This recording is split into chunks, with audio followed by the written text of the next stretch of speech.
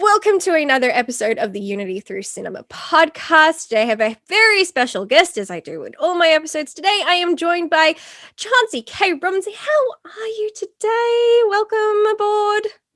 I'm good. Thanks for having me. I'm excited to be here. I'm so glad that you could join me. I've lost track of how long I've been following you for, but every time you post something, I'm just like, this is a woman who seems like so much fun. And even though our first part of this conversation was not recorded, I can already vouch this woman is a hoot, and I absolutely love everything about her already. So one thing I want to start off is saying is that, the past year for everyone around the world has been hella crazy. And being that you live in the US, things have been just a little extra crazy. So how have things been for you personally in the last year? It's been a growing process for me in terms of adapting. I don't think anyone in our lifetime, when it first started, thought it was going to go on as long as it did with what we're dealing with. And I think for myself, it gave me, I don't want to say I saw the silver lining in a plague. I didn't. It's a plague, and it sucked, but it also had me dealing with a lot of emotions in terms of like anxiety. I deal with anxiety and things like that, and what that means in like control, feeling like I've always felt like I'm in control of things and things like that. And then being in a situation where you don't know the control. At the time when this first started, we didn't know how contagious was and all this other stuff.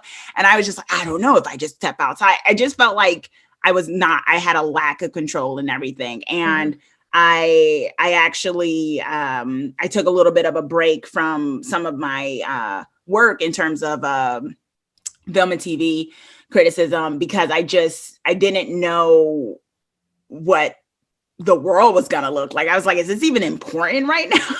You know what I mean? I was like, I'm talking about storytelling, and there's like 100,000 people dying in the world. Does anyone even care?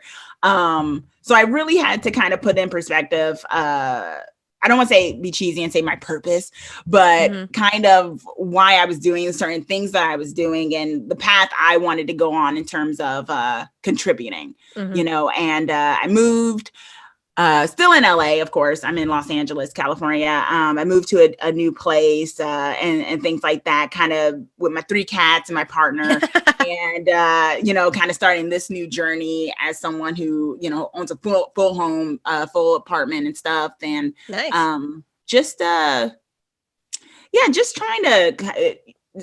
trying to make sense of things, because some things just stop making sense, and I think it made us all take a real hard look at the world, and our place in it. And I think I wasn't immune to that, even my own like mental fragility in some cases, and where my vulnerability was that maybe wasn't as exposed in the beginning when it came to, you always think those thoughts sometimes, like, well, if, things were to end in a year, would you be happy with what you did? And I kind of hate those questions too, because it's like, well, it's not, hopefully it doesn't end in a year, but right. So you don't have to have that kind of thought. But I did think, I'm like, well, what I did today, am I happy with what I did today? And so I very much started to just kind of think about the interpersonal stuff with family and things, and the kind of messaging I wanted to put out into the world with my craft.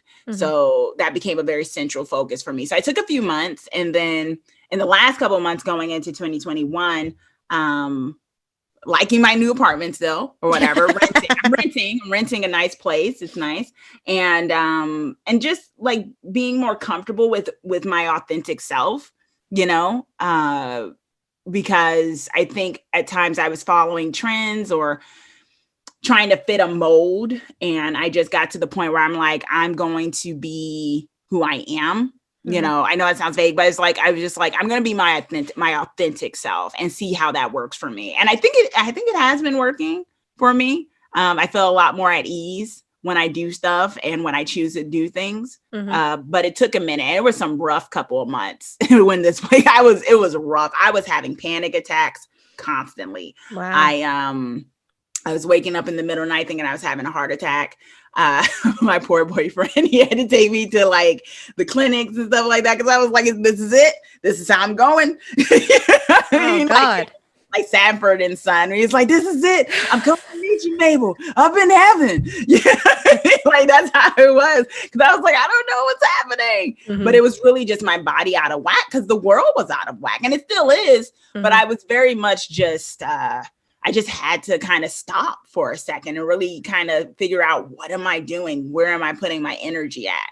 And Right. is it benefiting me or am I just kind of giving out and feeling so drained, Mm. with everything? So it was a lot, but I think I'm coming out on the better end of things. I'd like to think.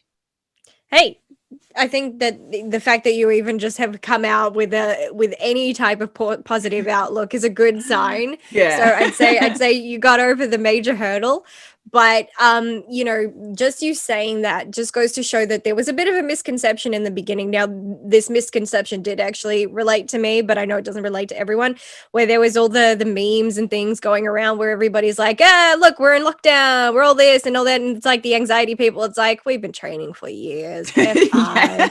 I'm like, for me, totally. I hate leaving the house. I hate interacting with people, like going outside, especially with strangers. I'm like, no, I'm happy staying at home, doing nothing, interacting with no one. So I'm like, yeah, I got this. This is fine. So everybody's like, oh my God, how are you dealing with the pandemic? And I'm like, they're like, has your life changed? And I'm like, I got a pay increase. I'm like, so that changed. I'm like, aside from that, I'm like, I can't say my life has changed for the worse. I'm like, Mm, actually, things are pretty good for me, oddly enough. Like, all the things that were giving me anxiety, all these kind of things that I was, meant to do, or that like I was forced to do, and things that were requirements in my life and gave me anxiety, I no longer had to deal with because of mm, the pandemic. And I'm like, I'm on yeah. a break. This is great. It's like mental freedom.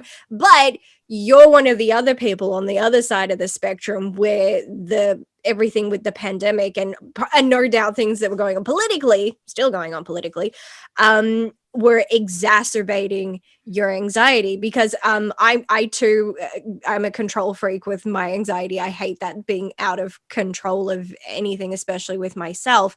But I was in my comfort zone, whereas you, Yeah. it was completely different, and it was just like DEF CON 1 for you. Yes. Um, and I get that, but that just kind of speaks to that misconception that everybody's anxiety is the same, and it's Hmm. completely not. So what was great for me, it was like traumatizing for you. Yeah. No, I am, working in, journalism and in with the YouTube and stuff. I work from home. So I was already working from home, which was great. But it was, those times when you can kind of go out and know, like it was kind of, I think it was the fact that the choice was taken from me. I was like, oh, well, I'm a homebody for the most part, but it's like, it's because of choice. But now that I don't have the choice, and if anytime I walk out and someone just walked past me, it's like, oh my gosh, did they just breathe too hard? Did it come through the mask? I just, my brain, because Right. it's the double-edged sword, because I'm a thinker, I think about so many things. I can have so many different scenarios in my head to come to a conclusion about something or to solve an issue. Mhm. And the opposite of that, I can come to so many conclusions to give myself an issue, to give myself a problem, to create a problem in my mind that was not there, because Right. that's how brains can work. And that's what my brain was doing. It was going into overtime. So it was hard. And trying to make sense of what I was thinking I was contributing, because so many things just didn't seem important at the time. But I think now it's like it's even more important, like the idea of art, the idea of storytelling, the idea of narrative, because what we saw is just how dangerous narrative can be. And I can Mhm. only speak, of course, in the US, but there was a real misinformation campaign going on when it Right. came to a lot of things, when it came to politicizing this plague. People call it a pandemic. I call it a plague because I just think maybe that gets the point across a bit more, All right. you know. And I feel like there was a lot of misinformation and things like that, deliberate. And I said, this is what the power of storytelling shows us, how dangerous it can be and how powerful it can be. Because if Mhm. someone gets ahead of the narrative, whether it's fiction or nonfiction, they set the stage. They set the stage for what is considered important. They set the stage for what Right. we think we need to be doing. So you had a thing in the US where it was like masks were politicized all of a sudden. And it was just like, Right. wow, we're having people having protests walking through Target saying, you can't put a mask on me. And it's like, what? Is that where we're at right now? Because of this narrative of, you know, people being in their own little bubbles of what they believe and what they don't. And I was just, it's just been very chaotic. But I mean, life is always chaos, but it just felt more in my face. And I think that's what I was having to deal with. Getting to the point where I was okay with the chaos and not letting the chaos, or the obviousness of the chaos, you know, make me feel like I was always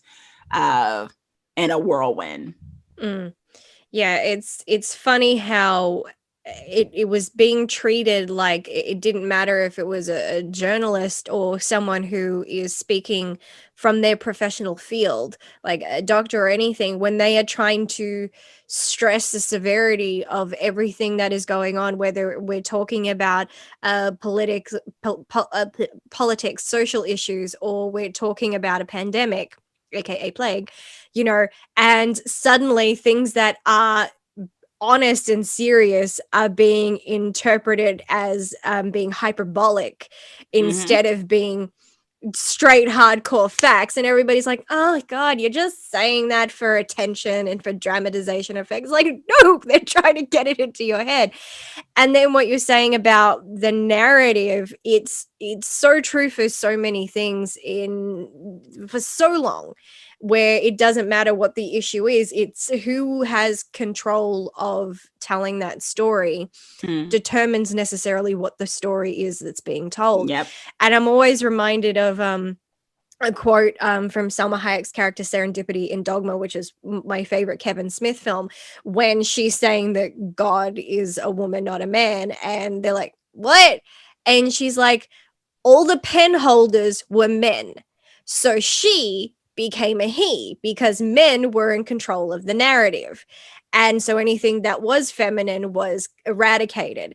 And it was just that thing. And it's like, well, yeah. It's also the same as there was a review I did, I don't even remember what the movie was anymore, where it was just like, yeah, if you can easily paint yourself as a hero if you're in control of the story, whereas the other people who were there, you know, if Hitler was alive today, you know, I'm pretty sure this is like Mein Kampf, but you know, he can easily say, I was the hero, and you know, Yeah. all the other people he killed are going, no, that was not it.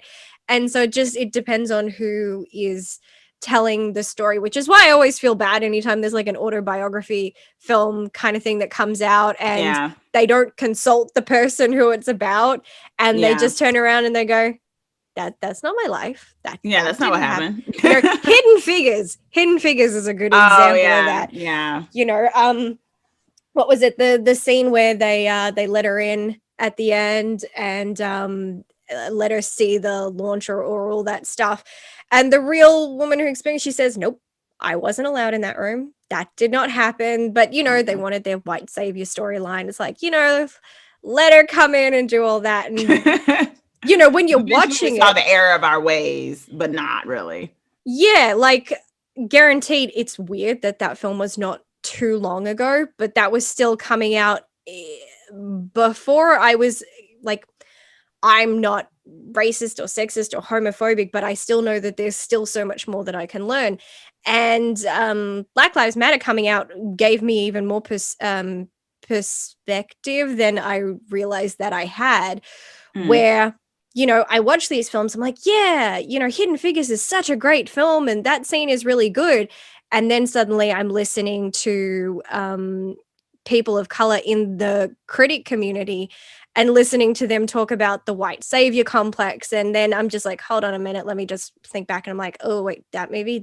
I'm like, ooh, I did not notice any of this because it's Yeah. not something that someone like me would notice. And I'm like, oh, but now I can see how everybody else would notice that.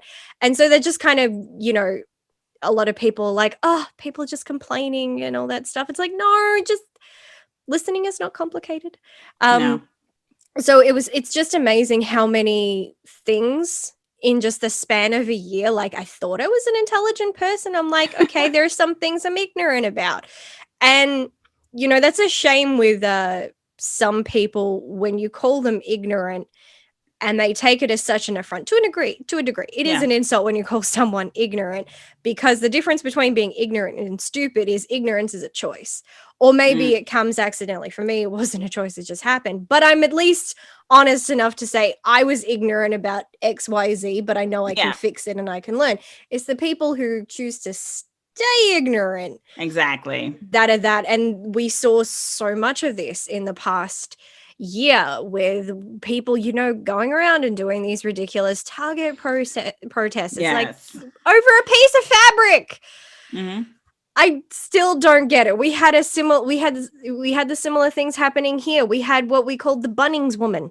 Basically, she was a Karen, Hmm. and she was protesting at Bunnings, which is a hardware store here in Australia, about her freedom to not have to wear a mask. And she filmed herself burning a mask in protest as if this was like the 60s and she's burning her To wear no bra. bra. Yeah. And, Yeah. she caused a ruckus and she copped the thousands of dollars of fines for not following the law. And, the cops came and arrested her. And yet she was, acting like a martyr for the cause. And the part that pissed me off was that they kept putting her on the news. Hmm. I'm like, Kept giving her the no. platform. I'm Yeah. like, no, that's why she's a martyr, because you are making her one. Just stop it. But, as you yourself being part of the people who get to a degree, have a narrative or try to push the right narrative, because, like you've mentioned, you're a journalist. So, what is it that drew you to journalism in the first place? Well, I always had a love for storytelling. Mhm. I grew up in Newark, New Jersey. We call it Newark. People outside of Newark call it Newark, but we all call it Newark. And it was inner city, one of the biggest cities in Jersey, and predominantly African American. And growing up around my family, which they're always so, funny and things like that. I always had a love for telling stories because that's Mhm. what I'd always get from my aunts and my uncles and my grandparents. And so I went to a they had magnet schools over there where you could go to you could audition or take a test to get into a particular kind of school. So when I was in 7th grade, I knew for sure I wanted to go to the arts academy, one of the oldest arts academy in New Jersey, and more so on the East Coast, even bigger than the one that they fashion fame after. Ours was the older one, even though of course New York got the more, They got the but movie. it's Newark that has the oldest art academy, right? So Right. I knew I wanted, but I had to wait till 9th grade to get there. So what I did, I auditioned to get into another kind of school that's focused on the social sciences. So I Mhm. did that for 7th and 8th grade, and then I transferred over and auditioned for acting over there because I knew I wanted to do drama because I felt like that was the closest I could do to storytelling. So Mhm. I went there, and then once I graduated, I I kind of immediately told myself, okay, I got to go to college because that's what people do. They go to college. And so I went there for a little bit, and I went to Temple University at first, Cosby's alma mater. And he was there the first week. And I didn't even, he actually spoke there. And this was around the time when he was doing that respectability politics thing, like, Oof. why you name your child this and da da da da da. And I was like, I don't like this guy, but this is, where I'm right? And so I was there, and I originally went there for psychology. I figured, I was like, okay, I'll be a psychologist. I'll do the normal thing. I like talking about people and helping people Mhm. in some form of that. And then after about like 3 weeks there, I got my stuff and I just left because I was like, I don't know what I'm doing. I don't know why I'm here. I went into psychology because I kind of just told myself going into the arts of storytelling and things like that just wasn't where the money was. So psychology, and I just didn't like that. So about a couple months later, I went to Venezuela, Ooh, and nice. I went there around when Chavez was in power, and I went to the World Youth Festival, and I got into like socialism, things like that, and just kind of different ways of looking at the world. Mhm. And I took a couple years off and kind of volunteered for this group that I eventually left because I wasn't really feeling what they were doing, because I felt like I went from one restrictive thing to another, being told how I needed to think and feel about the world. Mhm. This group, I kind of figured, I realized later I was in a political cult, but they kind of, with their kind of thought process, I'm getting to the point though, with their thought process. And so I eventually enrolled in a college at San Francisco State University, which Mhm. eventually ended up being the place I graduated and place I love. Mhm. But I went there actually doing clinical science, because I was like, well, I still need to do a respectable thing. And I took one theater class as an elective, and that was it. I was just like, yeah, I'm not doing clinical science, and I'm just going to do theater because I love it so much. And so I eventually graduated in that, but I knew I didn't, although it was like, the great thing about the San Francisco State theater program is that if you were acting or whatever your specific thing focus was, you had to work on all types of things. Like we all had to do a semester working on a particular show, doing something else. So I did a semester working lights. So I learned how to do lights. I learned how to do stage management, things like that. You always had to do something that wasn't just like, if I was doing acting, it wasn't just going to be the actor. You had to work crew. Right. And so that taught me, one, the aspect of all the puzzle pieces that go on to putting a story out there in the world. And so when I graduated, I got offered a job to do social media for a publication, People's World, which was a political organization, because I was already kind of connected to a group that was connected to that organization. And I liked it. And I started writing more, because I've always liked writing, because one of the things I started doing towards the end of my time at SF State was writing plays and writing stories. And I realized, because I actually had a literary magazine that I did when I was in 7th and 8th grade. And I was like, I really love the idea of telling a story, whether it's fiction or nonfiction, because, a lot of my friends, when they graduated, it was kind of like they came down to LA or they went to Chicago or New York to kind of pursue the acting thing. And for myself, I really didn't see myself putting myself in front of a panel of people to tell me if I looked right for a role. That just didn't sit well. That didn't sit well with me. I was like, that there's something not right there. I need to, and I thought to myself, if I'm writing the stories, I'm more in control of who gets to be part of it. If I'm part of the narrative, or at least having a say so on the narrative. So eventually working for People's World, I wrote an article or two for them. They saw that I had some talent, so they started having me write articles where I grew. My editor-in-chief, John Wojcik, has been such a great influence on me in terms of my writing. One of the things, I used to write long-winded, and he's like, I cut out every other word that you write. I edit that out. And he was like, you're going to learn how to get to the point for people to want to read your stuff, because you got something to say. Right. And so I've just kind of applied that, and I grew. I eventually became one of the lead editors. I'm still one of the lead editors at People's World.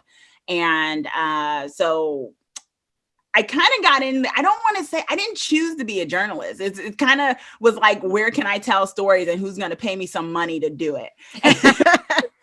I landed there. It was never something where I was like, I'm going to go write for this newspaper or something. It just happened to be they were looking for a social media manager, and I happen to also know how to write.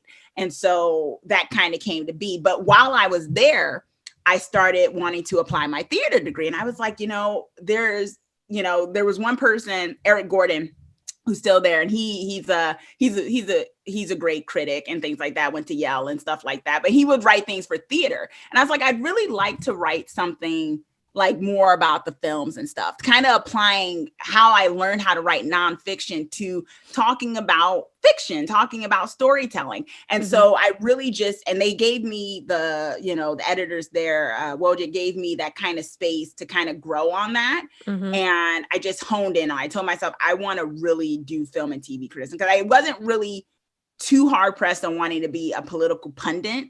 I was like, I really still love storytelling, but how can I apply what I'm doing now to that? So I started doing a lot of film and TV criticisms in my writing. And eventually I kept doing that enough that I started getting noticed by, studios and things like that, who started sending me things. And eventually I thought to myself, I think I'll apply for Rotten Tomatoes to see if somehow this works. And I got it. It took some months before I heard back from them, and I kind of forgot about it. And they were like, you are a Rotten Tomatoes approved critic now. And I was, as an individual, not even connected to a thing, I was like, anywhere I go, my review works as Rotten Tomatoes. And I was like, that was part of their diversity program, but also, you know, them wanting to increase the voices of people who were not white male, which is 85% of the film and critic. And I really it was kind of this roundabout way. I kind of defaulted into journalism and then used the skill sets that I learned to apply it to taking on storytelling. Because what I was doing with my political journalism was talking about the real world and politics. And then I was like, narrative is so important. And I would see these movies come out in the midst of these crazy times. And I'm like, that movie is just pushing the freaking status quo. How do we say something about this? And so I said something about it. And I was like, I think my skill set would be really good in doing this more. So that was the roundabout way of my journey. To eventually kind of just honing in on the film and TV criticism and writing by way of journalism. It's cool that you definitely seem to have had that kind of cliche college experience of like going through college going, I have no idea what I want with my future. Yeah. And then somehow this opportunity found you, and then you used it. You really grabbed the bull by the horns, basically, and use that to kind of create something else, which is, you know, drawing on knowledge and experience and passion and somehow combining them into something that made you happy. You know, you've ended up winning awards. So obviously you're doing something right. Yeah. But then how does an accomplished journalist find themselves going, I'm gonna do YouTube? How do we get there? How do we get from there to there? I'm curious about that. It's, you know, I mean, we were talking about earlier the idea of conformity and the idea of fitting in.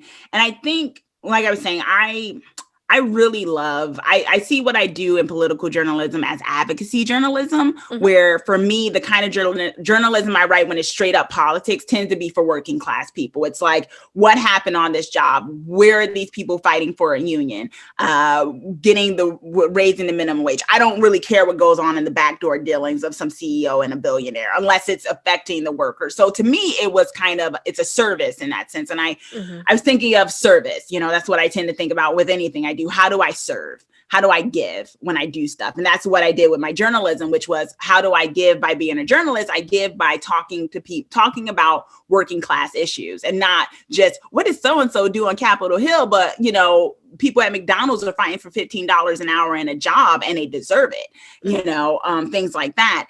And then when I started writing about film and TV criticism, I really liked doing the written word because I love the written word. I think it's important. I will always have a love for the written word. But in the same time, I was like, it's a thing about messaging where you're kind of like, not to quote Lenin necessarily, but politics are where the masses are in a sense. And I was like, you know, how can I get this out a little bit more to people who may not be reading this article right here, but, you know, a lot of people in our generation and others are visual. I'm a visual person too. And sometimes that connects better. So I thought originally when I very, very first started my YouTube, I was like, well, I want to write a book eventually. So maybe this might be a good way of getting some people, some eyes. So I look like an authority figure when I write that book. Right. But then it came to be that eventually, maybe a year or two later, where I was like, no, there's actually a service here on YouTube in creating these videos that talk about storytelling that maybe someone wouldn't read necessarily. But yeah, I still grapple with it sometimes because the prestigious thing on paper is the political journalist thing, right? The award-winning political journalist. And then you tell people, well, this thing I'm really putting a lot more energy into these days is my YouTube. And it's just like, wait, what? Like, what? You're like, you took a picture with Kamala Harris. Like, what are you doing like on YouTube right now? And I'm just like, but this is the thing.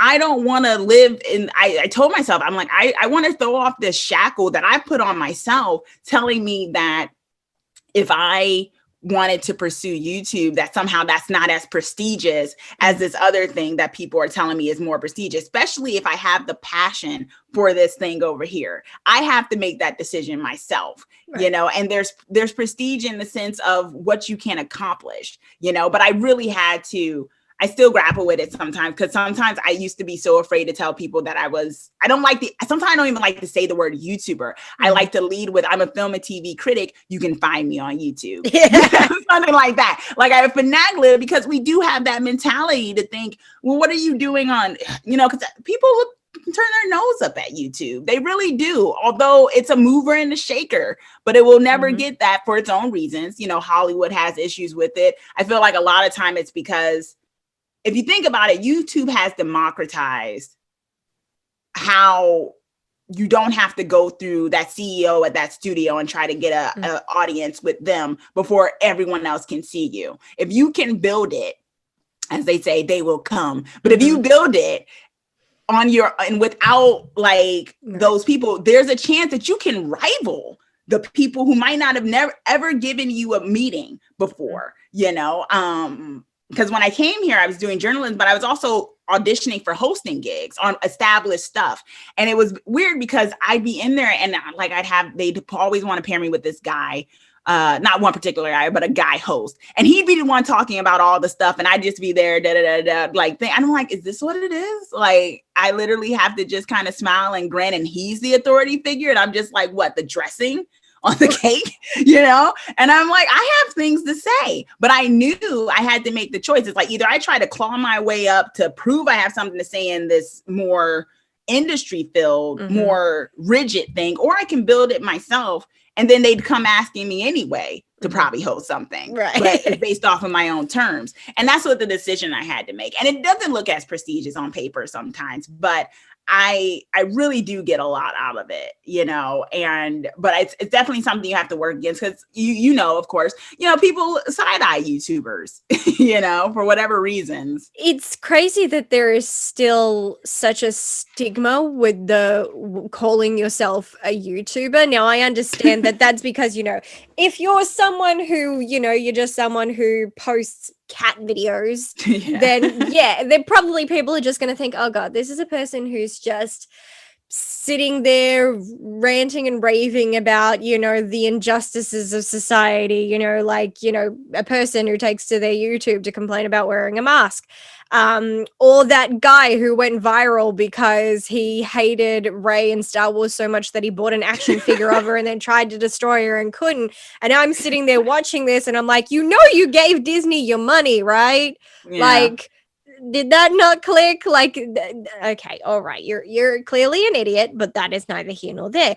But to people who are doing film criticism or anything like that, we mentioned this before, that it is still a form of journalism. If there are people who are so inclined, like myself, you do research, fact checking, and then there's the whole other production side of it, doing recording, video editing, graphics. Then you've got to do your own PR, and it's just like, you've got to be your own multimedia team. And people don't understand that there is so much that goes into it if you are serious about it.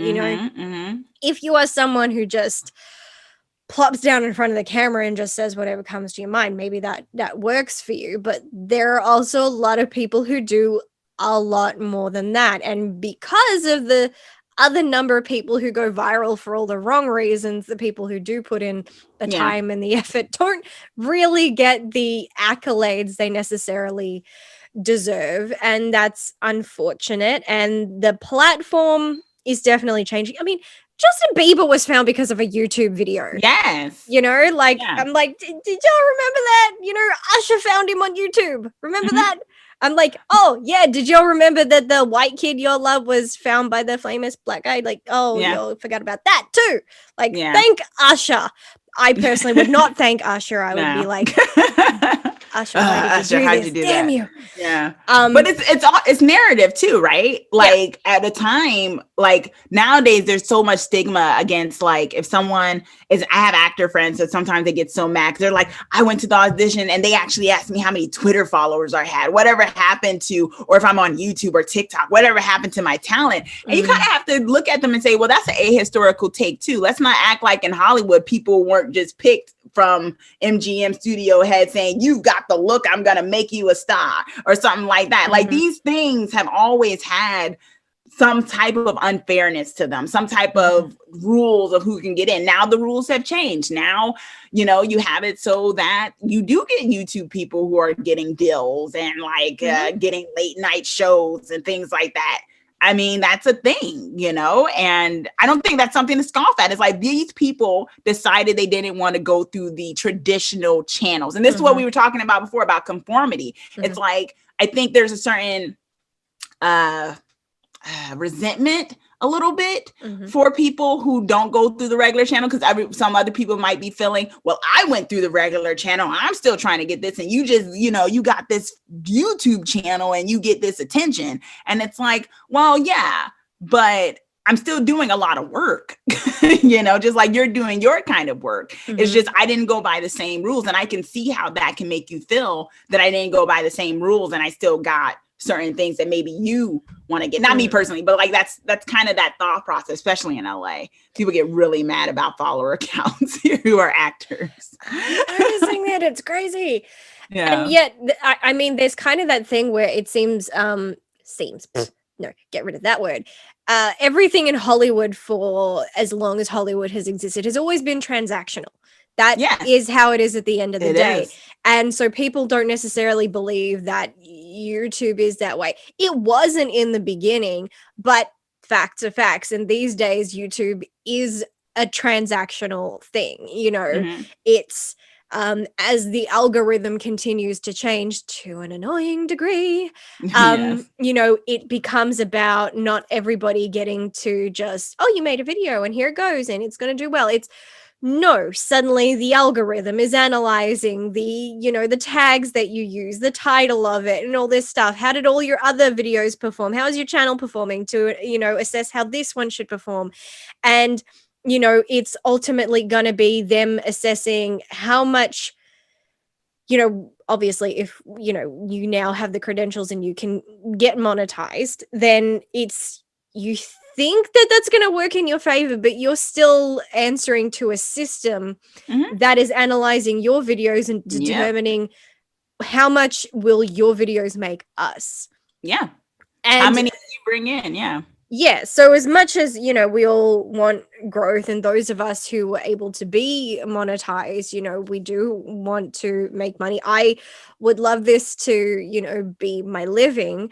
I'm not one of those people like, I'm gonna be the next Logan Paul and make millions of dollars. I'm not delusional. I Yeah. would I just don't want like to to be a be millionaire. I want to be a thousandaire. That's what I'm fine with. I'm fine with being a thousandaire. Let's give me enough to what I make for being a journalist and maybe a couple thousand more than that. I'm good. I just want to Like be I'm comfortable. If I can pay my bills same. and not be dealing with the government, like I'm happy and I'm fine with, Yes. and I'm fine getting to a point where it means like I earn enough and I'll be paying taxes. I'm like, that's Same. fine. I don't mind. Thousandaire. I'm one of those people who's been benefiting from taxpayers, so I'm happy to give back when that day comes. But it's people overlook all those who are maybe still in the low numbers on YouTube, so they don't understand how transactional YouTube is these days. And that's there's that part, and then there's the people who don't do YouTube, so they don't understand that we are ultimately, we weren't before, but now we are answering to a corporation, and we have rules and restrictions and things that we have to abide by. So, you know, we're not going through, you know, the traditional stuff, but we're still going through a system, Mhm. and it's a royal Yeah, pain in the ass. it is. But it's just a shame that it's still looked down upon, which Mhm. is unfortunate. And it's weird because you know, more celebrities are getting into YouTube, and I'm just like, Exactly. That Will and Smith, you do podcasting. not need a YouTube account. Yeah, it's that and podcasting now. We see Right. so many companies, I follow Deadline for like latest industry news, and so many of these studios are like buying podcast ideas to then produce them, and I'm like, Right. seriously? And I'm like, YouTube too, you know, so and so from YouTube is not going to be on this show, and it's like, yeah, I mean, they look down on it, but I mean, at the end of the day, it's you get in what Money. works, yeah, money and what works for you, you Mhm. know? Like I knew early on that I did not want to work in a cubicle. You know, I didn't want to be someone who worked a corporate job in Mhm. the sense of having to go in. Maybe it's also my anxiety. So I can't be consistent in that sense of like, you know, I would miss days of work. I used to work at a fashion label in between deciding to go to SF State. I worked at a fashion label for a little bit, and it was like a job, and well, it was a job. And I'd go there and I'd be, you know, talking to people overseas for the shipping that was coming in for this fashion label, da da da da. And it was like, yeah, I'm gonna build my way up and be a designer. And I was like, I hate this. I was like, I hate coming in to this job every day. I hate someone Mhm. telling me what to do. I really Mhm. do not like this. I really am the type person that likes to march to the beat of my own drum. And that was the other thing about YouTube for me. It's a lot more work, but it's I get to make the decision, not all the decision, because nowadays, you know, I ask, you know, people for their input and things like that as I build things, but it's definitely something that, you know, and it's not for everybody. You know, some people they do better in a work environment where they have a Mhm. supervisor, they have their task, and that's good. I'm not part of what is it, CEO LLC Twitter, as they call it, the Twitter that's like, oh, you got $1,000, you better make an LLC now. It's like, wait a minute, I think I'll just pay my rent. But like, you know, I'm not those people. But Right. you know, I think if you are someone, if you are capable of building something on your own, and you don't particularly care for the corporate going in day to day 9 to 5 type thing, Mhm.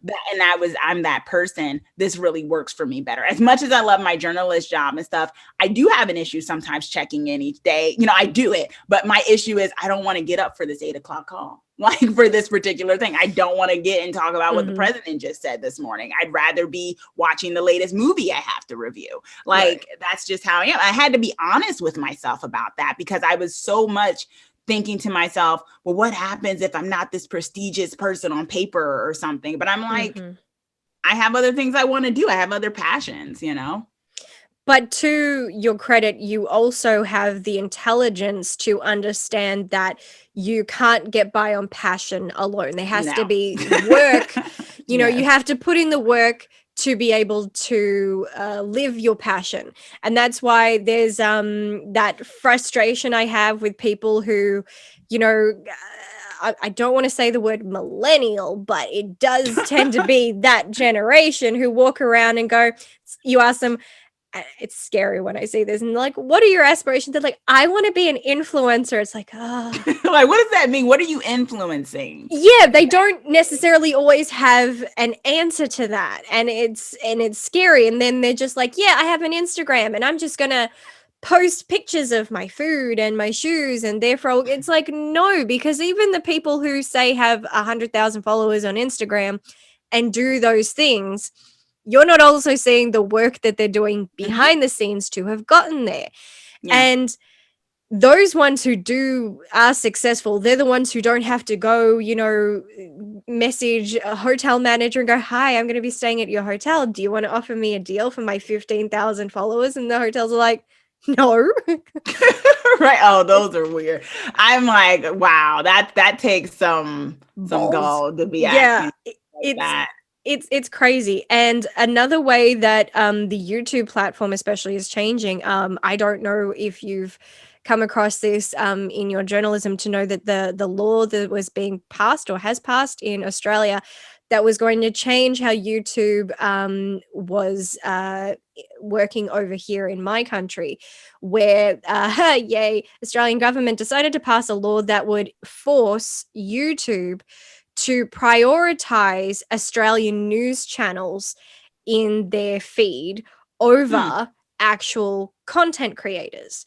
Wow. And YouTube, actually, to its credit, was trying to protest this motion, saying, you can't do this. This is not what our platform is about. This is No. about people having a choice to like what they want, and that we base the algorithm based on, the things you have watched and not just to go, well, you have a political agenda, so yeah, we're just going to Yeah. throw this in your face. And it was saying that this would not just affect YouTube, but of course, Google, being that Google owns YouTube. And it would be that if you go into Google, the first thing that's going to be showing up in your search list is things that are political, because, and then anything that is actually relevant to what you're searching is like probably going to be on like page 5. And Wow. that's a scary concept, because it's like, who goes to page 5 on Google? It's like, if you No did, you were one. desperate.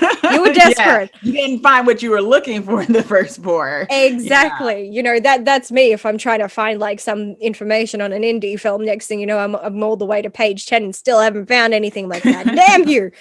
Yeah. But it was scary, and it was interesting seeing that YouTube was genuinely trying to fight this, because I'm like, well, this doesn't affect um any YouTuber in any other country. This is just going to affect Australian YouTubers, where it's like, wow, okay, Australians are not going to see the content that I put out, even if it's relevant to something that they like. Instead, they're going to see the latest political debate on Sky News by someone who is a freaking nut job and doesn't actually know what they're talking about.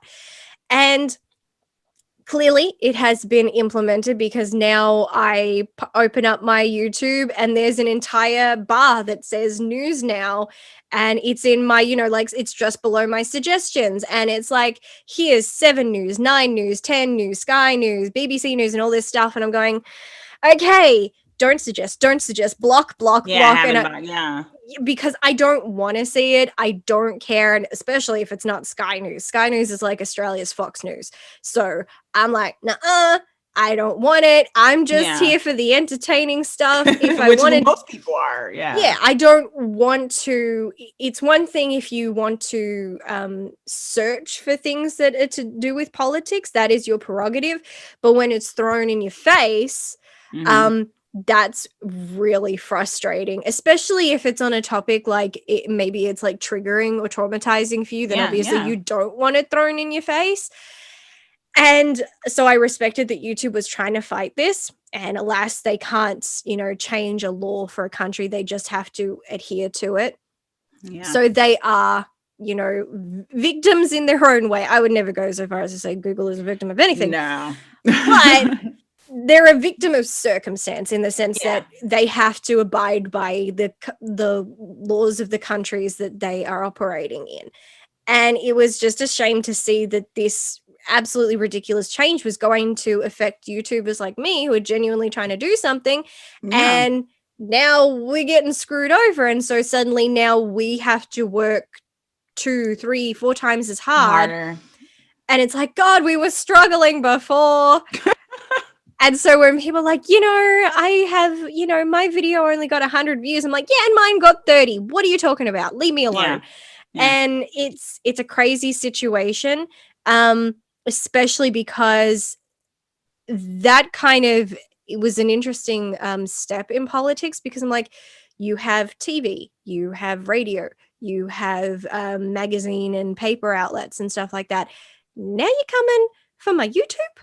I'm Yeah. like, no, you did not need that. But, they're smart enough to realize where the viewers are. Yeah, YouTube is a huge spot. It's a huge platform. It's like, I think it's only second to Google in the sense of how people do search and stuff. No, it's only second to Facebook in terms of a social media platform at this point. So it makes sense that they're on there. It's just so crazy that they're doing it in such a domineering way, with the new stuff. Yeah, that's the part that was getting to me, because I respect that they at least acknowledge that YouTube is a vital source for so many people.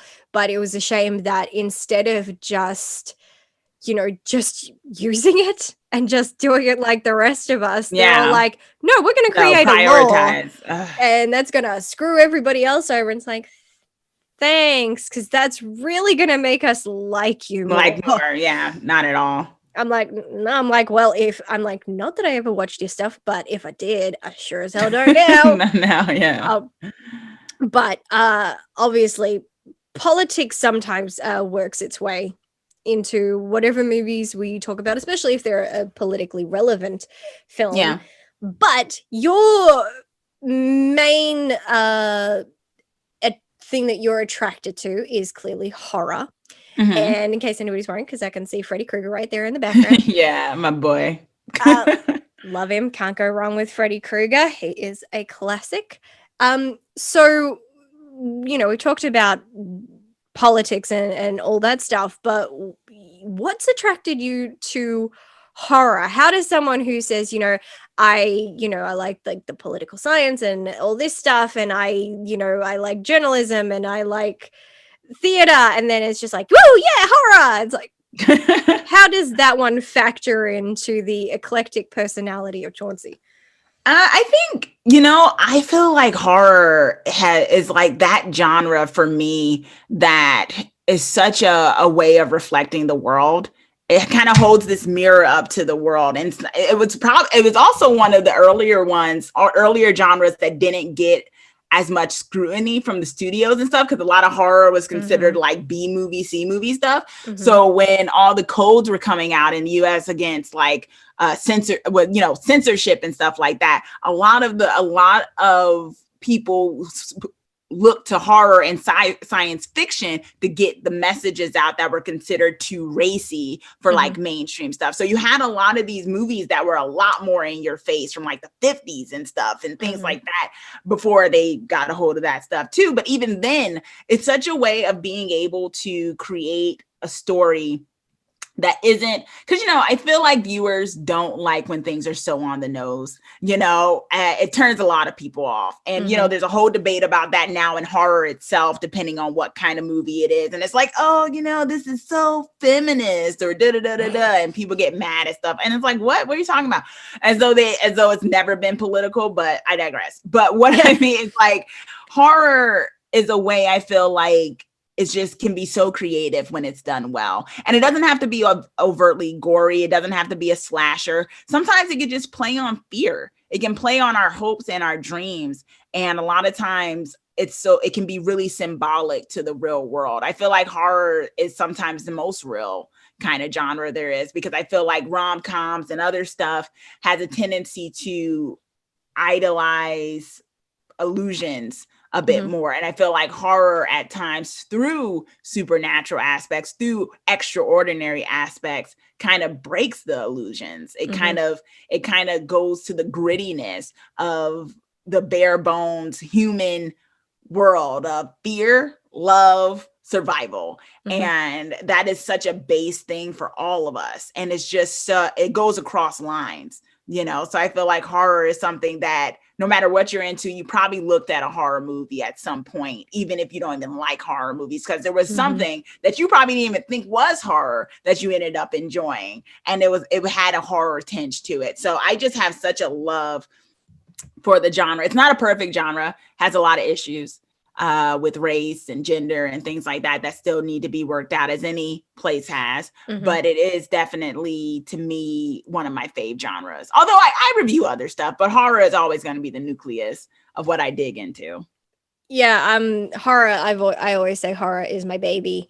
It's the thing that I gravitate to because of all the reasons you said, and I could not agree more. And while I completely agree that it still has some work to do and it was never perfect, it still is like, I look back at things like Slumber Party Massacre, and as iconic as that film should be, even the trilogy, even it's not perfect, the first one I'll say brilliant, where it's like, wow, this is a film starring women, directed by women, written by women, in a time where there really wasn't happening, and yet it could have been perfect slasher film for its time if it wasn't for the fact that the studios took one look at it and said, audiences don't want to see women like this throwing some nudity or something somewhere.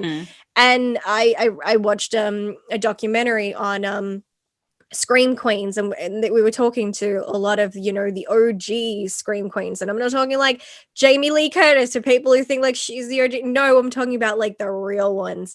Mm-hmm. And them talking about, they each had a different perspective. Some saying, they were comfortable with nudity, that was for them was empowering, and others were still at least acknowledging whether they felt uncomfortable with it, but they all were at least able to agree that it was a cheap way for studios to think that that was the only way women could be Yeah. viewed, that they Mm-hmm. didn't have enough faith that audiences who are 50% women would want to see women in their natural state. And I don't mean naked being the natural state, but, just see them being women. And that's the shame part.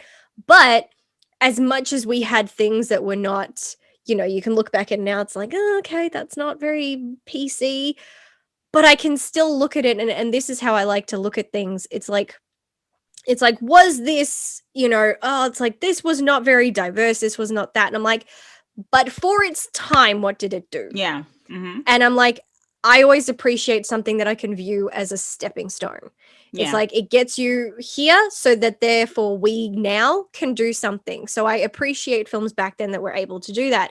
So I can look at films and it's like, wow, these were films that were giving, roles to women when like action films definitely weren't. Horror was like, yeah, we will have a female who's the lead. Yeah, sure, you're going to be the damsel, but you're going to kick ass in the end and you're going to come back for the sequel and the third and the fourth and the fifth. Mm-hmm. Mm-hmm. And action films, which were huge and always popular at the box office, weren't really willing to put women into the lead role. We had the classics. So, we've always had Sylvester Stallone, Arnold Yeah. Schwarzenegger, Jean-Claude Van Damme, all those people.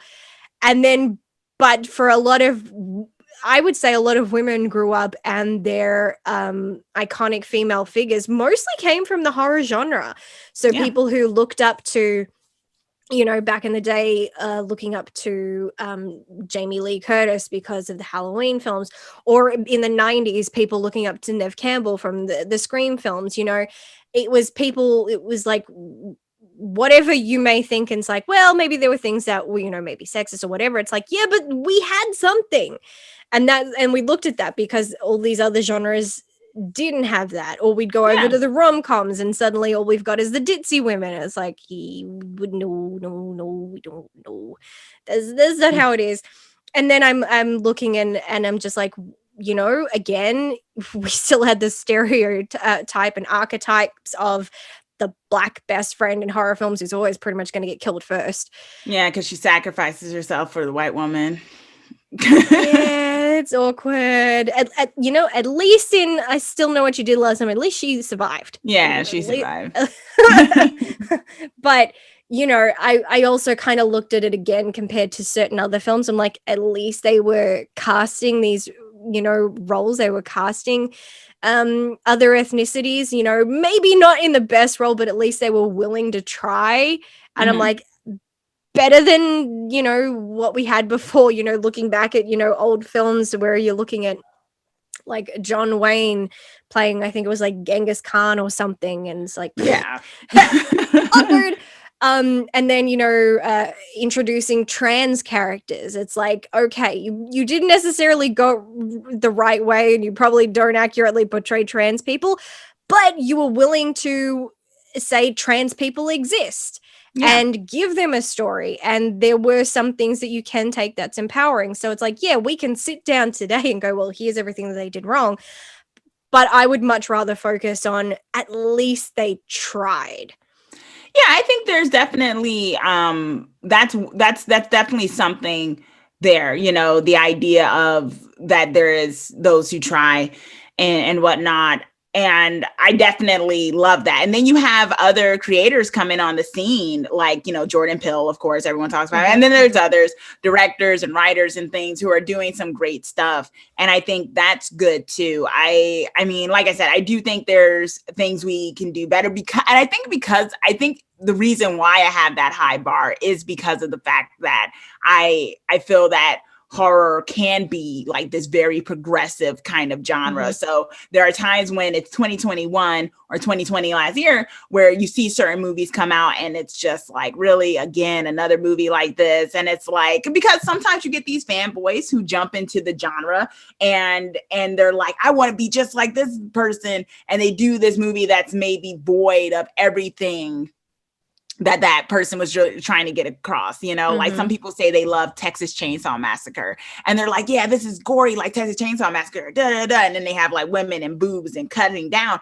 and I'm like, well, did you miss the part where he was having a commentary on the Vietnam War, or the idea that the question of this section of America being left without jobs, and how that turned, some of them into what they ended up becoming because they had no way of making money. Like, there's Mhm. commentary in here. It's actually a very political movie, but some of them just see the gore. Yeah. And I'm like, it's all symbolic. None of this has ever been apolitical. I remember when I did an article about They Live, John Carpenter's They Lived. And I was honestly going off of what John Carpenter said, and then my own interpretations, like the whole thing of F. Reagan and things like that.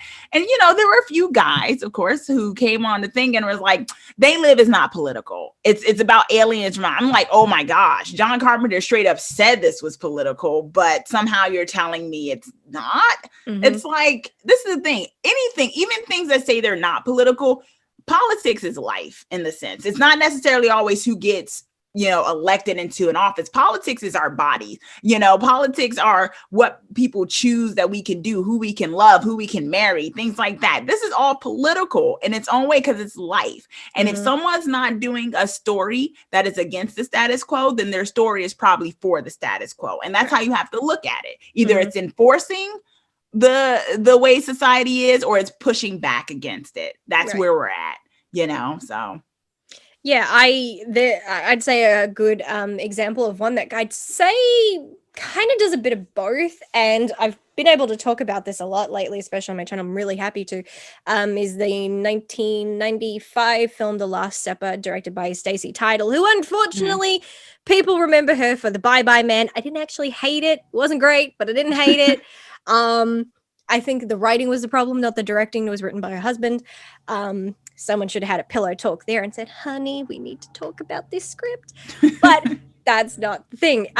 She did the film The Last Supper, which was extremely political, but it's a fascinating political look because it's flat out saying both sides are as bad as each other. No side is better. They both suck.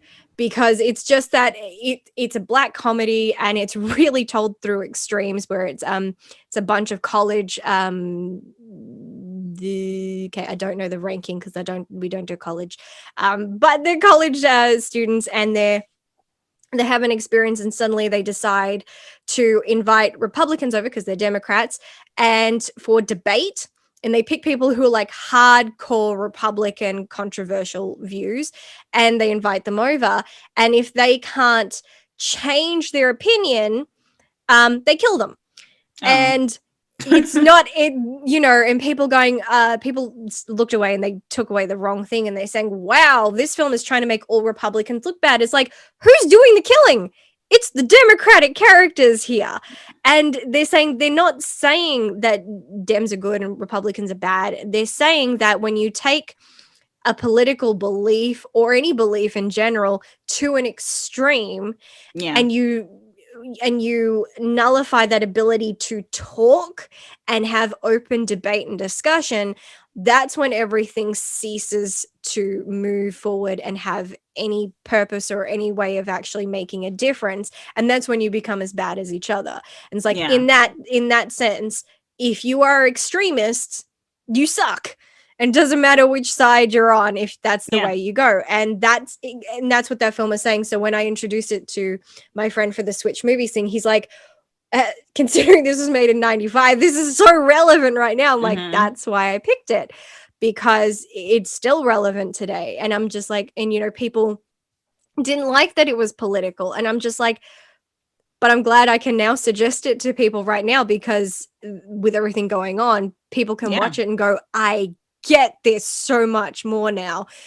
because people are a bit more inclined to understand politics as a narrative. And I think that the scary part for the people who are a bit more open-minded is to look at it and go, what? This was like nearly 30 years ago?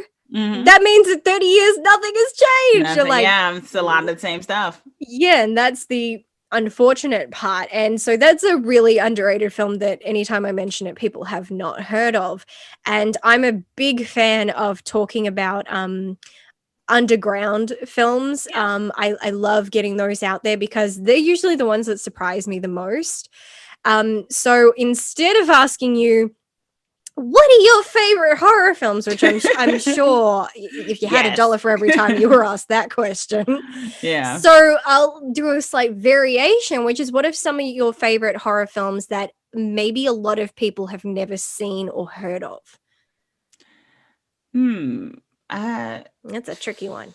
yeah, not. I mean, because I feel like the ones that are my fave, it's not necessarily that no one's heard of them. It's that they don't get as much play as Mhm. some of the mainstream ones. Like, Right. I mean, I know a lot of people have seen people under the people under the stairs, but it Mhm. doesn't get as much play as other Wes Craven films, such as like Nightmare on Elm Street, of course, and Serpent and the Rainbow and things like that. But People Under the Stairs to me was, is the People Under the Stairs was a movie that was so relevant because you had these slumlords in a Black community, and it was a horror show because there Mhm. is some horror when it comes to slumlords, and he made it more of an overt horror, and it doesn't get as much play, but it's one of my faves. Mhm. And I'm trying to think because I don't know. I mean, I like that Michael J. Fox movie, The Frightmares. The That's a good one. Frightmares is one of my faves.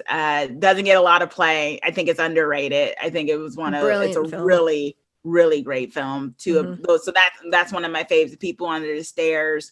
Uh, Trying to think. Something that no one else has seen or a lot of people haven't seen. I have to It's think a about tough that. one. It's a tough one Yeah. because, I feel like there are a lot of people who kind of afraid to venture out into kind of the unknown. And that for me is kind of like where I thrive. I love Mm-hmm. talking about things and knowing nobody else is talking about it. There's an excitement in that for me.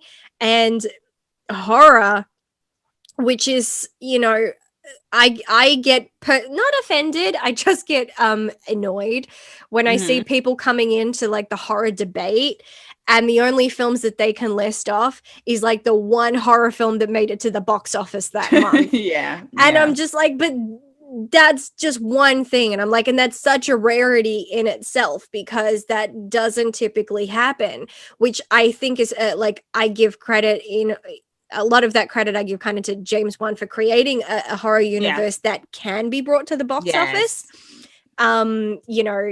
I love him. He's my favorite horror director, and it helps that he comes from my own country. Yay. Mm. Um, but it's still that I love branching out, and this is what I do it every October when I do my 31 days of Halloween challenge. It's like I will go through IMDb's list of horror films, and there's like over 100,000 things, and it keeps getting added every day. And I just will scroll, and I'm like, never heard of this, but the poster looks interesting. Plot sounds terrible, but I'm intrigued, and I'll Yeah. watch it. And sometimes I put it on, and yep, it is very much a bad indie horror film. But sometimes there's a charm in that, and I'm all for that. And then sometimes I'm watching it and I'm like, well, that was a giant surprise of how Mm. much I adored this film. And I've come across some of my absolute favorites that way. They were never promoted, they were never advertised, and I Mm. just stumbled upon them by luck, and I was blown away by what these were. And I'm just like, how are more people not seeing these films?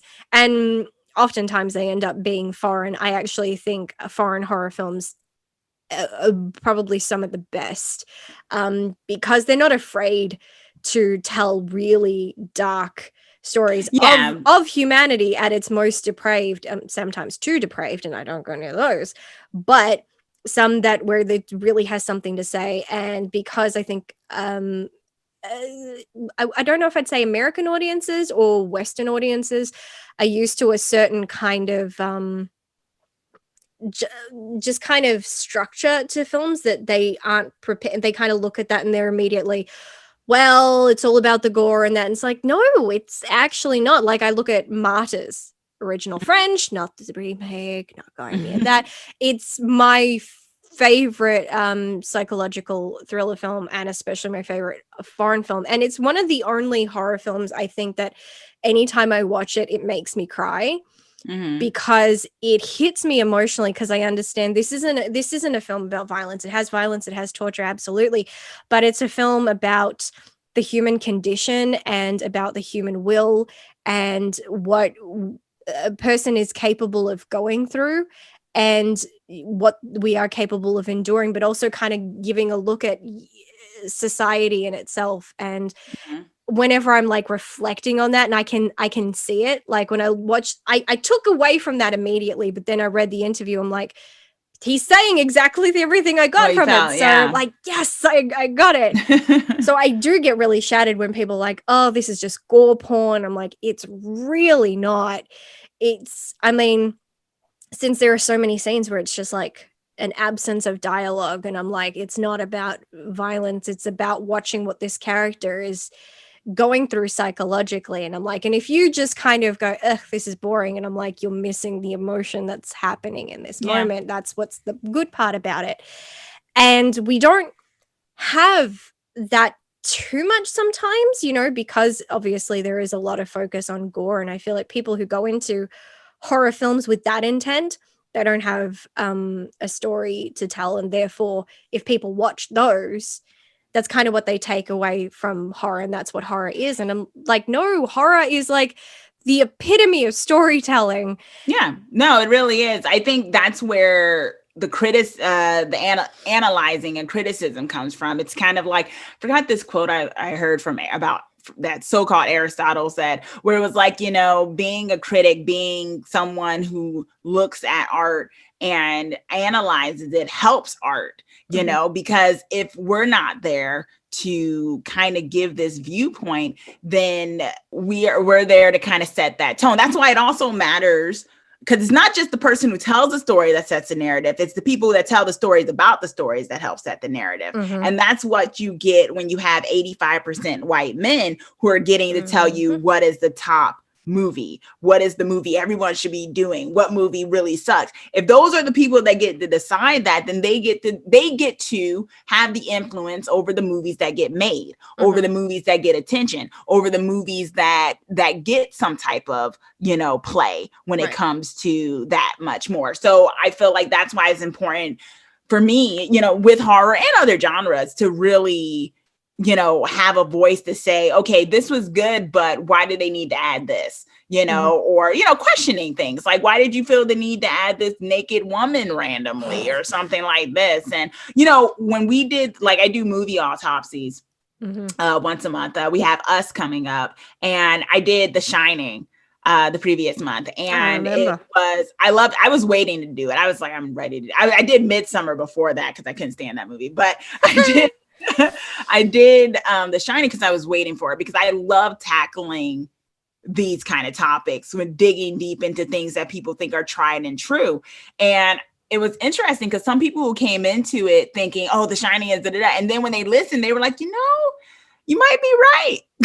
And these were people who were staunch, like The Shining is everything. And then I was like, well, I took on some stuff like, Kubrick had some sexism going on, the way Mhm. that, Shelley Duvall was treated during that, the gutting of the family structure, the changing Mhm. of her character Mhm. from being a strong, self-assured woman to what he pushed Shelley Duvall to end up playing.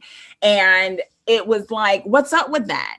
Is this still a masterpiece? Can we call this a masterpiece? Because Mhm. that was the question. What makes a masterpiece necessarily? I'm not saying it, and I had to pick the thing. I'm like, I'm not saying it's a bad film, because we're too quick to call something a bad film, but we have to see the merits of when we put labels on things, and Mhm. whether or not they really warrant that. And maybe we just think certain people are geniuses, because they got a lot of play, or they got the right kind of quote in Vanity Fair or Variety or something. Right. And it's like, well, maybe this isn't so good, you know? Like, I mean, I had people telling me Midsummer was a masterpiece, and I went to see it and I was just like, it's not a bad film, but I kind of dislike this, you know, I feel like this is a murky puddle that wants to make you believe it's an ocean, you know, because it's dirty, and because you can't see the bottom, you think it's deep.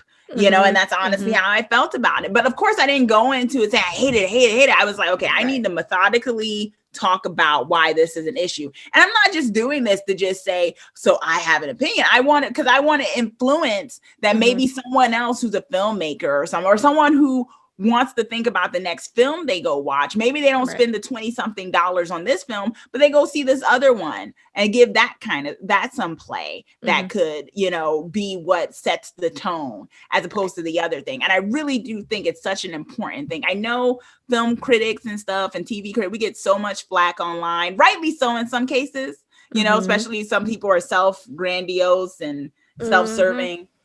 And also users and things like that. But then it makes it hard for the rest of us who are genuinely like, we really want to provide a service for you in terms of helping you dissect this film or this TV show. It just sucks that it's kind of dominated by people who they put their ego before the service.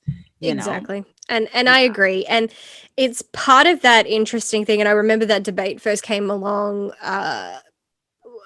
I think it was maybe sometime around the release of Batman versus Superman or something.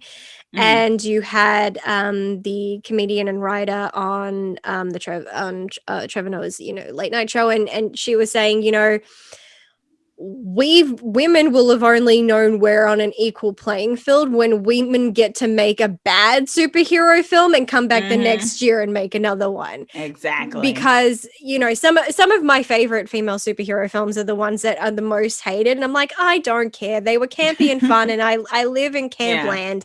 That's my wheelhouse. But, you know, I remember the arguments that were coming out when we had like Captain Marvel coming out. I personally just thought it was okay. And even after Endgame, I decided I wasn't going to decide how I felt about the character until I saw her in Endgame. And then I saw her and I'm like, no, sorry, this character is not for me. I don't find her relatable at all. She doesn't speak to the things that I want to see in women. That's just me, and all women are different. But it was the fact that if I criticize a female-centric film, suddenly I got the women coming after me saying, I'm sexist, I'm a betrayer of my own gender, and I'm like, didn't we fight for the right to have opinions, so therefore, aren't I entitled to mine? And it's that crazy thing because women's voices are so limited in this field, that it's like this mentality, like we all have to like band together and say the same things to boost up the film. I'm like, no, I'm gonna be honest because I want to see stuff that I care about. Exactly. And stuff that's better, you know, and it's that duality. I was actually talking, it was funny. Chelsea from Did Meet podcast. She and I were having a discussion because as you actually did a review on this movie too. You know what I'm talking about, the one with the woman and Promising Young Woman. And there was the question of talking about movies that are like Black Christmas and that 2019 Black Christmas, and talking about movies that are specifically, you know, about women empowerment, you know, that's kind of the overt theme of it, and feeling this duality as a film critic or someone who talks about film. To you're like, on one end you're like, maybe I didn't love this film, you know, but I feel like if I add to the chorus of people who like, I have it, like maybe I genuinely just didn't love it on the strength of the film, but there are so many people in our society who don't like the film simply because it's putting women in focus. And sometimes some of those people are the loudest. So if I talk on this, it gets added to this chorus and I look like I'm adding to the negativity as opposed to me actually just wanting to hold this film to a high standard so better films are made versus I could just go along and say, this is great, but I'm kind of lying, right? And then maybe more movies like this. And I'm not talking about particularly Promising Young Woman or anything. I'm just talking about if you feel that way about a movie. and you're like, but I didn't like this movie. And I go through this as a Black woman too, because there are films that are particularly about Black empowerment or Black, like that movie Hair that came out, that horror movie Hair on Hulu. And a lot of Black women had issues with it because it was like, what's this? Why are you all up in Black women? And there's this duality. Like, why is this Black man talking about Black women's hair and what we do? And somehow if I have a weave or something, or my hair color is different, that somehow I'm being, put in some kind of cage and can be possessed by the devil, and I'm not, and it's like, whoa. But of course there's this idea, but he's a Black filmmaker. I shouldn't really rag on it.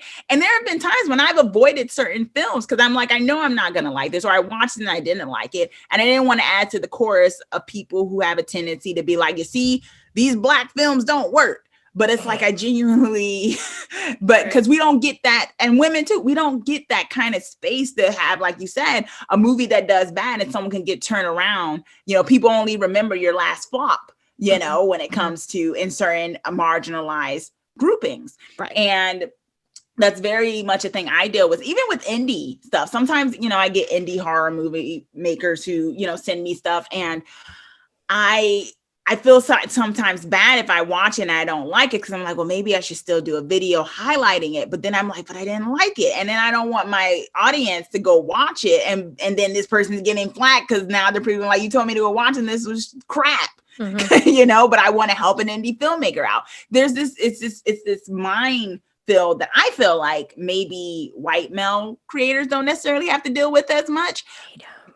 Yeah. And like my prime example, when I talk about this with some other friends, I was like, I didn't like Rey from Star Wars. I didn't like her. Don't like her either. I finished the first one that she was in, and I was like, I do not like this one. I don't like this character. I'm not feeling her. And I did feel like she was somewhat a Mary Sue, because they had her showing her powers early on and things like that. And I was like, she doesn't have much of personality for me, blah, blah, blah. But I didn't say that out loud, because I was like, there was this whole campaign from these film bros and stuff who were just against her simply because she was a woman. And I'm like, if I add to this, they're going to use this as an example, and they're going to weaponize my opinion. Because they're like, look, this is a woman, doesn't like her either. But it's like, okay, but I don't like her on the strength of how this character, you don't like her because you don't like a woman to dominate this franchise. There is a difference. Yeah. But the problem is nuance is lost in the public domain. People don't pay attention to nuance. That's just real. It is true. I always try to, because ultimately you can say whatever you want, you can be as delicate as you want, and people are going to interpret it however they want if it suits their purpose. But I always try to, if it's something like that, like when I was talking about Captain Marvel and how I did not like her personality and how her personality was written, I'm making sure I'm specifically saying I don't like how she's written. I'm not saying that I think Brie Larson is a bad actress. Yeah. She's not. She's playing the character exactly how she's written and meant to be performed. So therefore, she's doing a good job. I just don't like how she was written, because I get some people like, yeah, but she's this because she's this. And I said, I get those things. It's the arrogance in her character I did not like. And people are like, but why are you okay with it if it's Tony Stark? I'm like, in the first few minutes of his film, we had a freaking show reel that showed you all his accomplishments since he was 9 years old, winning awards, building cars, doing this and this and this. So when you're like, yeah, he's a CEO and he's really freaking arrogant to the point he doesn't even show up to awards anymore, it's like, you get it, because we just got a retrospective of his life where it's like, he's raised privileged. He's actually, despite his privilege, he's actually super intelligent. So his arrogance is kind of warranted, because it's kind of earned. You don't have to like it, but you can see enough to go, okay, it makes sense. My thing with hers was it wasn't warranted. Everybody's like, but she's powerful. I'm like, yeah, but she doesn't know that. She doesn't actually know she has this power because it's being suppressed. She doesn't have any memories. So she doesn't even know about her military training. She doesn't know that she's had to overcome all this sexism and adversity. She doesn't have those memories until later on. So the fact that she has this arrogance about a power she doesn't know she has, and has this superiority over her superiors, when if she was a military woman, then you respect the rank. And even if we're in Kree world, she is not a high enough rank. And I'm okay with her like questioning that things aren't right and questioning her memory and all this stuff.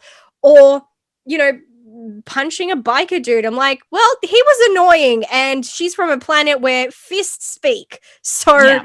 I'm like, I get it. I'm like, I just didn't feel like parts of her personality had been warranted yet. I'm like, if she suddenly had all that in Endgame and we didn't have it in Captain Marvel, I could probably go, yeah, because I'm like, yeah, she's had what, like 20 odd years being powerful and roaming the Yeah. planet, saving planets. I'm like, yeah, she knows what she has now.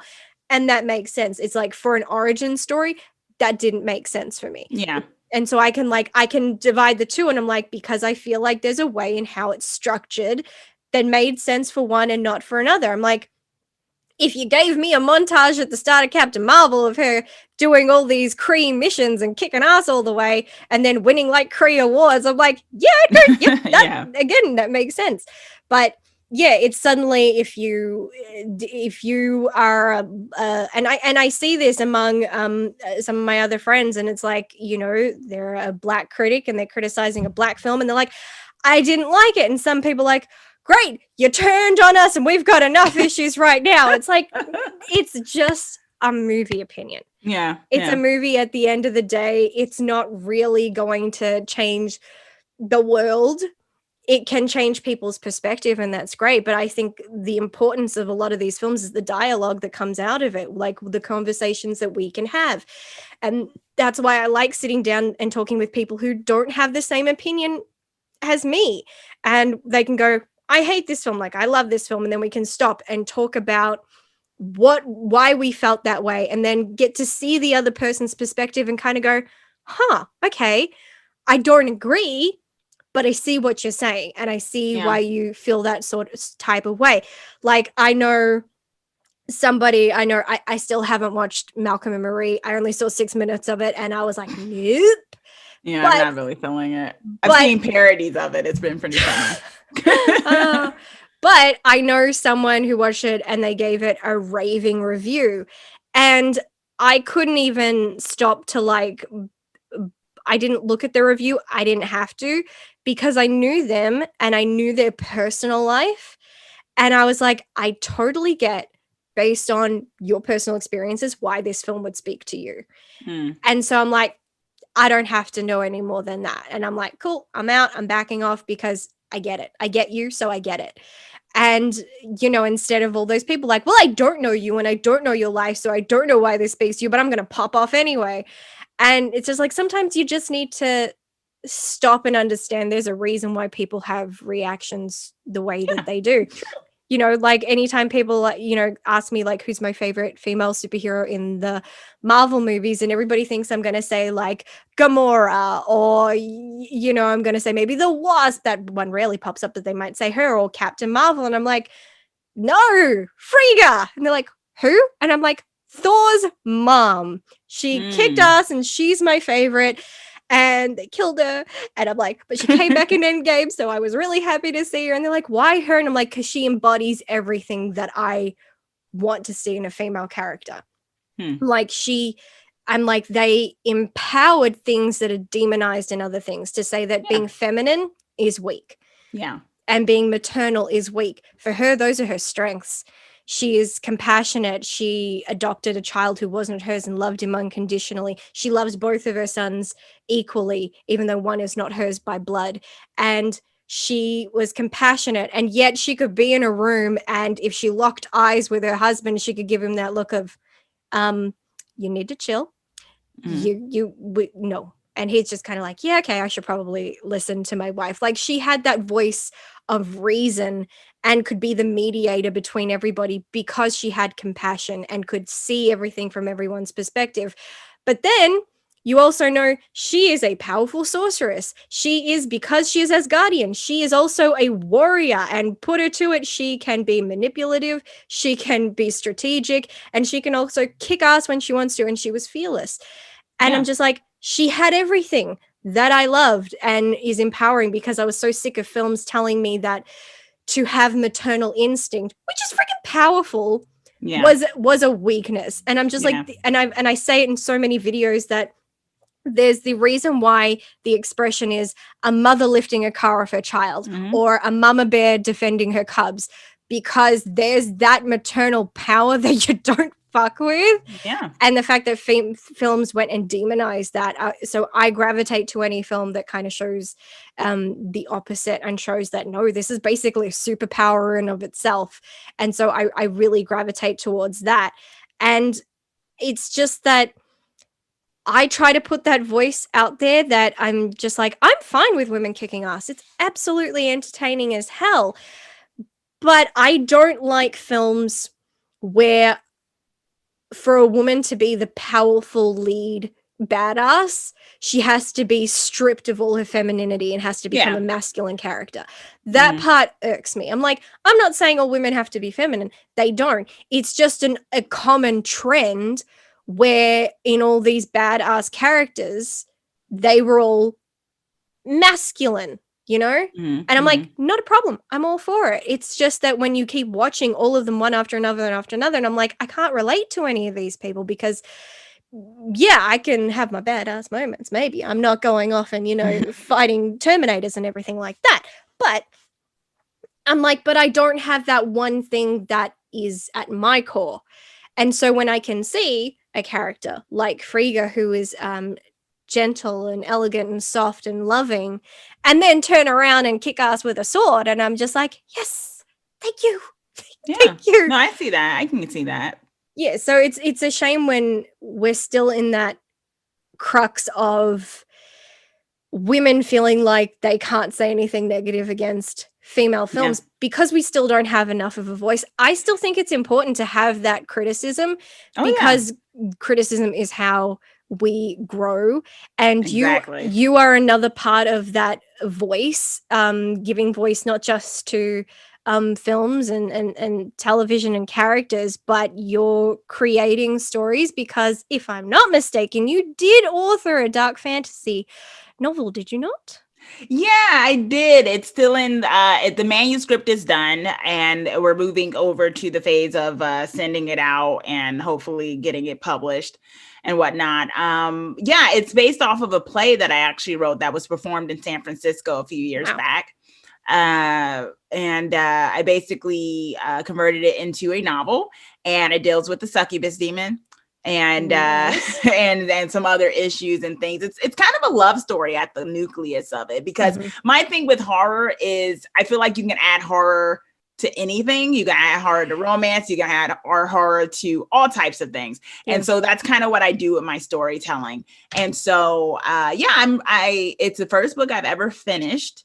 My mama will tell Congratulations. you, thank you. My mama will tell you there have been so many books in my life that I've started that she started to read and then it get finished. She's like, when are you gonna finish them? I'm like, oh, I've moved on to something else, because that's how I am sometimes. I used to go by the wind of things. I'd be like, I want to move to, I mean, that's how I ended up in San Francisco from Jersey. I was like, I want to go to California. And I did. So I've tapered that down in the last couple of years. I'm not Mhm. as quick to just pack up and do things randomly. Mhm. But yeah, I'm really excited about the novel. And I think for me, there was also a thing about conformity, because I at first when I started my YouTube, it was like, okay, because I'm going to write a book one day. But now I think it goes hand in hand, Mhm. the fiction writing. And I actually want to do eventually some nonfiction writing on the horror genre, Mhm. and some scholarship on that as well. So this is like the first part of that. So I'm excited about it. So when might we get a peek at this story that you have created? I think, well, the pandemic kind of put a damper on things in terms of like That the damn movement plague. of it and the secondary editing and stuff like that. So Mhm. it might be another year before people get to see that exactly. But yeah, it's on its way. So I'm excited about it. Hey, at least we all have something to be excited for. Yeah. Dark fantasy is one of my favorite. I guess I'd call it a subgenre, but because it's one of those things that you can have that perfect blend of Hmm. creating a world, but there's something that's real in it. Exactly. And that's something I always gravitate towards. I'm still trying to finish writing my first script, and mine is definitely Awesome. in the fantasy genre, but I'm trying to like tackle things that I'm like this and this, and I've basically ended up like trying to make JK Rowling a run for her money, because I've like got this entire notebook of like mythology I have created, and Yeah. I'm just like, I want to share this with the world. So I'm already very intrigued to see this come to fruition. And I'll be the first one to go and get a copy, and Thank you. I'd try and find a way to have you sign it for me. But especially I'm intrigued by the succubus part, because I'm a lover of mythology, and I don't just mean like film mythology, I mean like mythology of the world. Yeah, same. And so anytime I see like the succubus story done in films, and it's always by a man, and I'm just like, did you just take every succubus story from history Yeah. and put it together? I'm like, because that don't make no sense. But so I'm already intrigued to see it from the perspective of a woman. And since I love how you think and how you tackle things, and I love your analytical mind, because it's very Thank much how I you. am. So Same. I'm very fascinated to see what this is going to be like. So my last question is going to be, is like, what goals do you have for yourself right now? So obviously one is going to be trying to get this book completed and out there, but what else are you like planning to work on, or at least want for maybe your channel or just yourself in general? Well, I am, like we were talking about earlier, I want to be a thousandaire. I am aiming. I honestly, maybe it's the anti-capitalist in me that doesn't want to be necessarily a millionaire because of what that would mean for society and stuff. Mhm. But I would really love to be able to. Right now, like I said, I'm a full-time journalist, and I am on the editorial board of a publication that's been Mhm. around for 98 years. I love People's World. It's a great publication. But I would really love to be able to say that my salary, my main job, comes from my YouTube. I do make some money on my YouTube at this juncture, and it's not all about the money, of course, but it would be nice to have that be my main focus, along with my writing. Right. To have it so that I write novels, I write nonfiction, and I have my broadcasting, my Mhm. YouTube broadcasting. That's kind of a goal for me, to really put that out there, because at times I think my strong suit is my being being someone who analyzes things. Mhm. And so I really want to hone in on that, because I do think it's important. And so I'm leading with the film and TV criticism with my YouTube and with what I'm doing and putting out there, along with my fiction writing. So those are my two main things, and I want to keep putting a lot of energy into that. Like I said, Mhm. I'll always have love for advocacy journalism, Mhm. and currently that's still what one of the ways I get my salary. But I'm excited about this new frontier. It's a little scary sometimes, because you're talking about going from some place where someone else gives you a check and stuff and things, to I would be generating that income, and I am running Mhm. this fully. Although that's already what I'm doing with YouTube. Right. I'm, like we were talking about, it's a lot of work. Mhm. But to be doing that on that scale would really be in the immediate what I'm aiming for.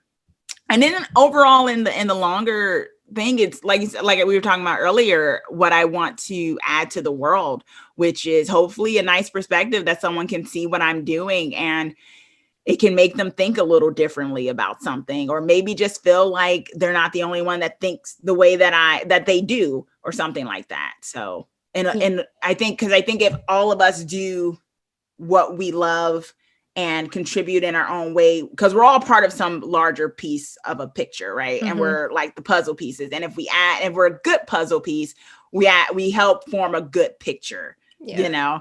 Uh, and so I hope to be part of the positive puzzle piece of that.